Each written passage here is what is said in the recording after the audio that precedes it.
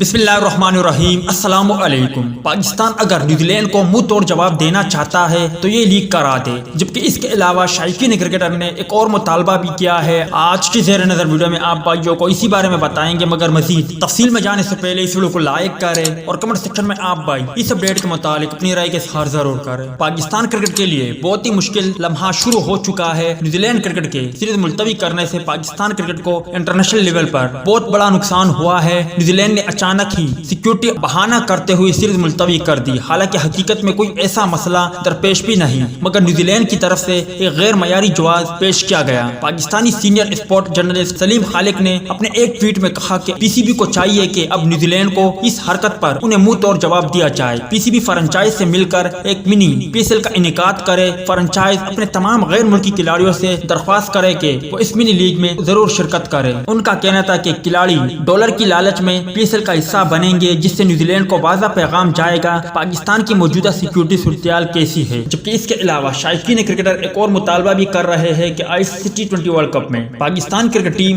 جان کی بازی لگا کر نیوزی لینڈ کو آئی سی سی T20 ورلڈ کپ میں عبرتناک شکست دے، تاکہ پاکستانیوں کے غم اور غصے میں کچھ کمی آ جائے۔ امید ہے دوستو کہ آپ بھی یہی چاہتے ہو۔ ملتے ہیں کسی نیکسٹ ویڈیو میں، تب تک کے لیے اجازت دیجیے۔ اللہ حافظ۔